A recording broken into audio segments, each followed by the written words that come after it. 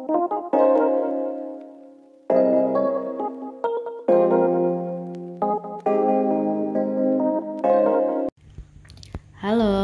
Assalamualaikum warahmatullahi wabarakatuh. Selamat datang di channel Hera Aira. Makasih banget buat teman-teman, bunda-bunda, kakak-kakak yang udah ngeklik video ini. Semoga dari video ini ada manfaat yang bisa diambil ya. Dan jangan lupa nonton sampai habis ya. Oke, kali ini udah bulan Juni aja. Gak kerasa, perasaan baru banget kita nyambut 2023 dan sekarang udah di Juni aja. Juni ini bulannya aku gitu ya, karena insya Allah semoga Allah panjangkan umurnya. Insya Allah di bulan ini aku memasuki fase usia baru, yaitu insya Allah 27 tahun ya teman-teman. Gak kerasa banget, rasanya baru 17 tahun gitu ya. Ya tapi namanya itu waktu sudah berlalu. Ke depan semoga nantinya aku bisa menjadi pribadi yang lebih baik, pribadi yang lebih taat, beragama, lebih sabar, pokoknya lebih dewasa lah ya teman-teman dalam segala hal gitu ya. Oke, kali ini seperti judul thumbnail teman-teman, aku bakal budgeting untuk bulan Juni. Jadi ini cara aku mengatur keuangan keluarga aku. Untuk gaji atau untuk income, jadi aku dan Pak suami itu sama-sama bekerja. Tapi untuk privacy di sini nominalnya nggak aku tunjukin ya teman-teman. Nah di sini disclaimer dulu, bukan mau ria atau gimana, tapi di sini aku murni buat share salah satu hal yang menurut aku hal positif gitu ya, yang perlu untuk disebarluaskan, bukannya mau pamer-pamer gitu ya. Tapi budgeting itu buat share kebiasaan baik, supaya ada teman-teman lain yang mungkin baru lihat video ini, yang sedang mungkin lagi bingung gitu ya gimana caranya mengatur keuangan supaya nggak habis-habis begitu aja tanpa tahu arahnya.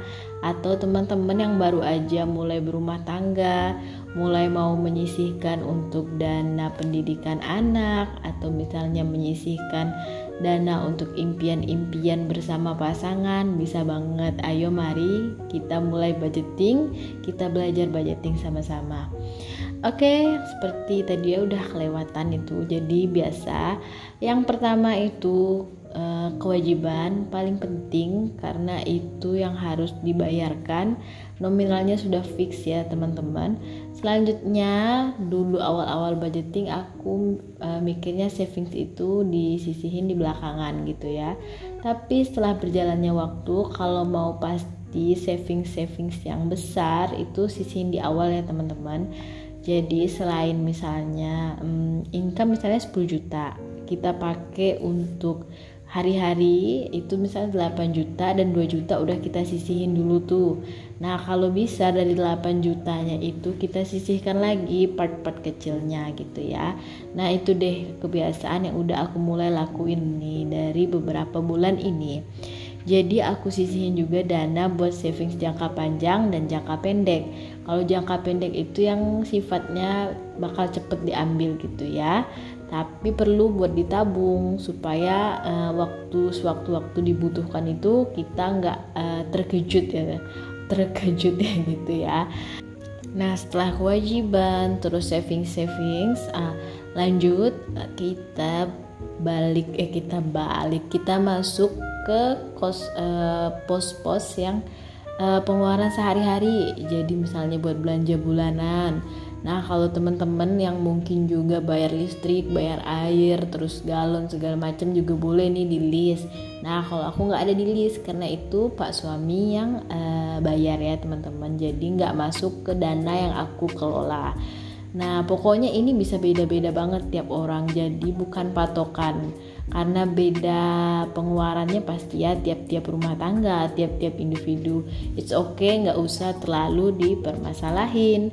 Nah selanjutnya aku juga bikin kolom evaluasi supaya ketahuan. Jadi misalnya dana-dana yang minus atau kurang gitu ya, itu aku backupnya pakai dana apa, misalnya pakai dana tak terduga, atau mungkin sampai harus ngambil dana simpanan atau dana cadangan yang sudah disisihkan di awal, supaya itu jadi tolak ukur ke depannya. Evaluasinya budgetnya harus gimana gitu ya teman-teman.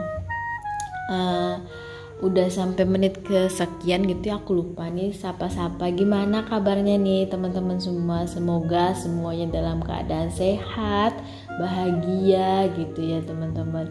Kalau ada yang dalam kondisi sakit, semoga segera Allah sembuhkan, segera Allah angkat penyakitnya ya. Ini lanjut, aku kasih hiasan-hiasan sedikit-sedikit supaya nggak boring ya, supaya lucu juga. Tapi ini balik lagi loh ya teman-teman, kalau yang pingin bikin budgeting nggak begini-begini itu boleh banget kok. Yang penting dari budgeting itu kenyamanan masing-masing. Sama deh kayak misalnya ada yang nyaman pakai metode di cash, atau misalnya pakai dompet virtual, diplot-plotin atau dibikin apa sih bagian-bagiannya gitu ya, bisa ya teman-teman. Itu senyamannya aja gitu ya, nggak harus memaksakan diri. Terus kayak savings juga, kalau memang sangat mepet gitu ya dari income-nya, dari dana dikelolanya, lebih baik utamakan dulu kewajiban dan kebutuhan. Jangan sampai savingsnya itu gimana ya, sampai bikin misalnya makannya jadi harus kayak nggak ada proteinnya gitu ya. Jadi nggak perlu memaksakan diri teman-teman, kita sesuai kemampuan aja. Kalau misalnya bisa savings di awal, tapi kalau memang mepet nggak bisa ya berarti kita harus savings di akhir, selesai sisa budgetingnya gitu ya teman-teman. Nah juga tadi kewajiban KPR itu juga masuk di kewajibannya teman-teman. KPR atau ada hutang-hutang lainnya itu juga masuk di kewajiban yang harus disisihkan di awal. Kalau aku ada KPR ya teman-teman, bukannya aku gak punya hutang sama sekali, masih ada hutang rumah yang semoga insya Allah mudahkan untuk segera dilunaskan. Tapi itu udah gak masuk di tanggungan atau dana yang aku kelola, jadi itu udah kami sisihkan di awal. Makanya gak aku catat-catat di sini ya. Pokoknya yang udah disisihkan ini tinggal yang kami kelola aja gitu ya teman-teman. Terserah beda-beda sistemnya. Kalau yang pengen ditulis juga atau pengen dimasukin juga, misalnya ada hutang KPR-nya di dalam list budgetingnya juga boleh. It's okay ya teman-teman, gak masalah banget. Yang penting senyamannya aja, karena metodenya juga mungkin bisa ada yang beda-beda. Ada yang sukanya caranya begini, ada yang begitu, gak masalah. Yang penting kebiasaan baiknya yang disebarkan. Oke, ini segini aja untuk cash stuffingnya dan isi seeking fund untuk saving-savingnya. Aku lanjut di video berikutnya ya teman-teman, karena ini durasinya udah cukup panjang. Makasih yang udah nonton, jangan lupa subscribe, semoga ini bermanfaat.